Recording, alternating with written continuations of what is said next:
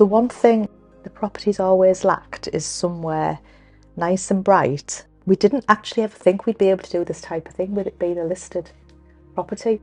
Once we got Al round and he kind of said what he thought we would be able to do, under the regulations of it being listed and all the rest of it, we were like, well, let's try, let's have a go. What he did, he took us out there and he showed us different superimposed images basically on the back of this property of similar sort of orangeries, extensions that he'd done.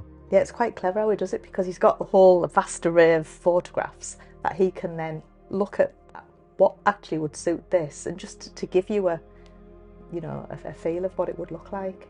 What it eventually turned out like was exactly like the very original. Yeah, the very first day that he came, the very first. like I say, he showed me them photographs.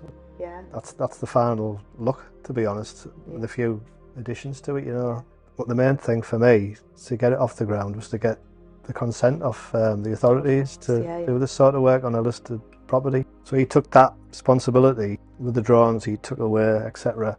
Well, the main thing was the orangery itself. There were certain features that we had to keep because of the listed, like the beams and things. They just couldn't have been more helpful in the whole project. And the doors, just when they're open, they just lend itself into the garden door space. It's just as one. I suppose one of the other features as well, that's maybe a bit more unique, is the wall behind us. I originally wanted it to keep the original exposed brickwork, but rightly so, he's always right in the end.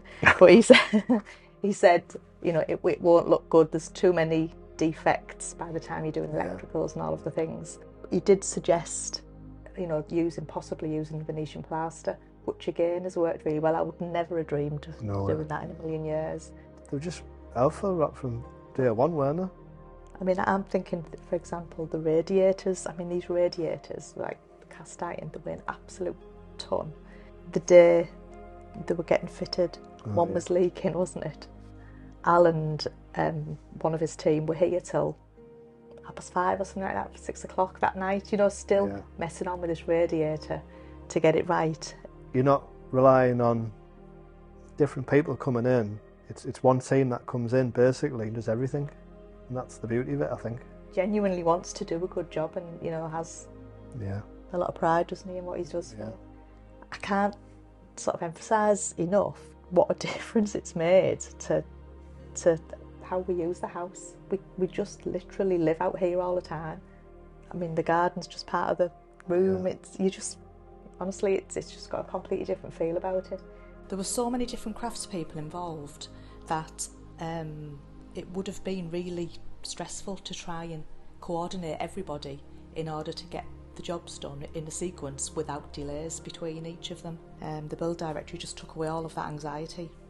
So they did, they planned it, they did the building itself, they did the patio, they resolved damp proofing issues for us, the flooring, all the plumbing. Yeah, so the build directory are definitely a one-stop shop for home improvements in the North East, I would say.